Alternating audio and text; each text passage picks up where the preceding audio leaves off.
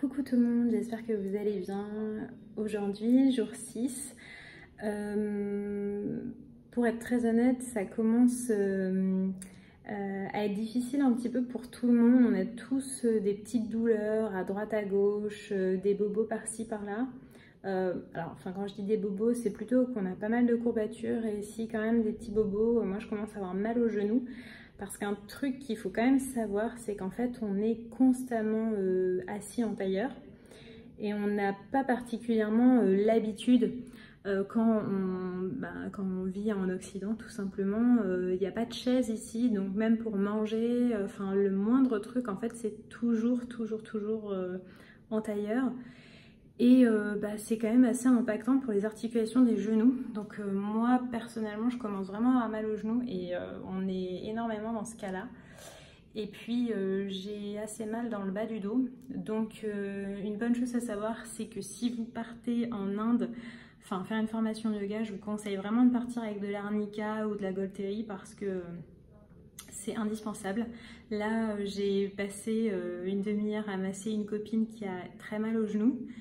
Et là, je vais faire de même sur moi-même parce que j'ai, comme je vous disais, j'ai mal. Et puis voilà, mais après, c'est important de préserver ses articulations parce que on n'est qu'au début de la formation et qu'il y a encore 3 semaines. Et que si on commence à avoir mal dès aujourd'hui, ça va être compliqué de continuer la formation.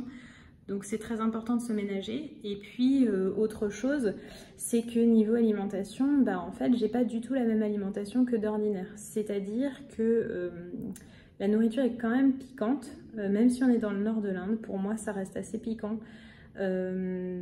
Et donc c'est pas forcément évident de s'adapter.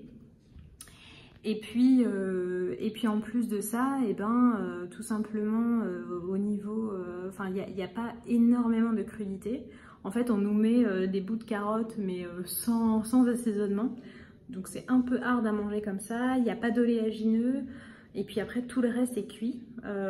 Donc en fait, je manque terriblement de fruits et légumes. Ça me manque vraiment beaucoup. Et comme en même temps, j'essaye de me préserver niveau intestinal pour éviter d'avoir des soucis alimentaires, ça rend tout ça assez compliqué. Donc voilà. Mais après, c'est aussi le temps que le corps s'habitue. On fait quand même beaucoup de sport. Là, on a eu quand même 3 séances de yoga dans la journée. En se levant à 4 h du matin, c'est assez dur. Il est 21 h là et je commence vraiment à être crevée. Et puis c'est ça tous les jours. Donc forcément, c'est assez sportif. Donc voilà, après bien entendu on essaie de respecter ses limites, etc. Mais on a toujours un petit peu notre ego qui nous pousse à aller au-delà de nos limites, on voit que tout le monde arrive à faire le cobra, alors nous aussi on veut le faire, sauf que c'est le bas du dos qui peut trinquer si en fait finalement on n'était pas préparé pour ça.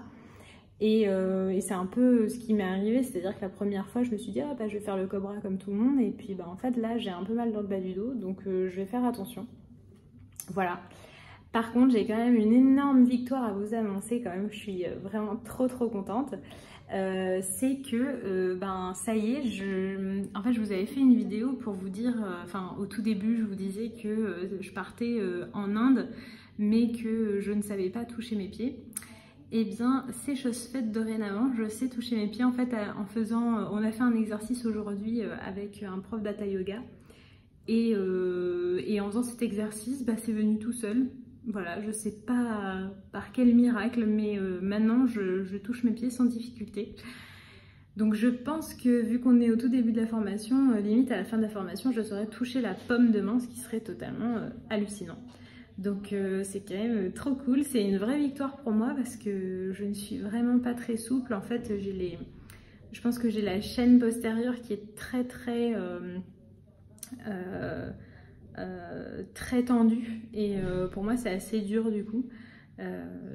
Voilà, et ça me conforte dans l'idée aussi qu'on n'a pas besoin d'être du tout souple pour faire une formation de yoga, loin de là. Ça n'a rien à voir, en fait, de la souplesse. Bien entendu, au fur et à mesure qu'on fera du yoga, on va acquérir de la souplesse, mais le yoga, c'est pas ça.